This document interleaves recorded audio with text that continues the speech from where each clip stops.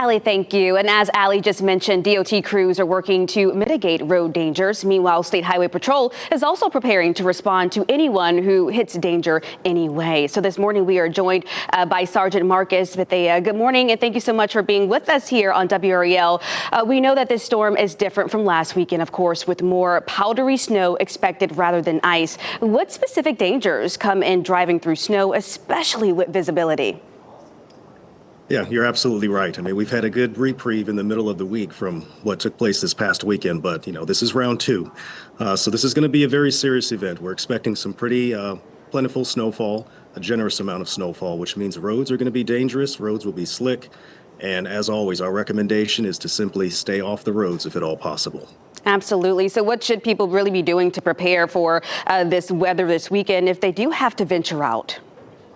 If you absolutely must drive, whether it's for work purposes or just for personal urgency issues, it's very important to let others know, first of all, where you're going to be. We've had some situations this past weekend where folks were stranded and family members and loved ones simply didn't know where they were, that they had even left.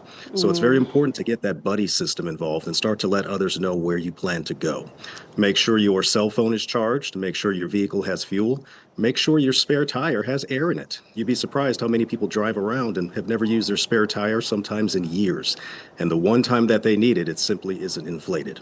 So now's a good time to tidy up your vehicle maintenance and make sure that your vehicle is ready for these conditions. Very good point. Although we know that this weekend's storm is going to be a little bit different compared to last weekend, are there any lessons learned from last weekend that state troopers experienced that are taking into this weekend as they prepare to respond?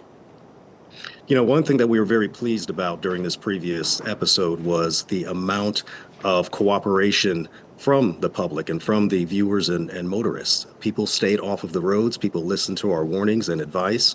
And we were proud to be able to say that the State Highway Patrol did not respond to a single fatal crash during that weather event. And we want to keep that trend going. So again, all of this hinges on the viewers and the motoring public. And as long as they're making wise choices and using good judgment out here, I think things will be very successful.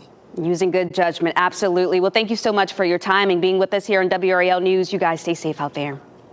Thank you. You're welcome. And you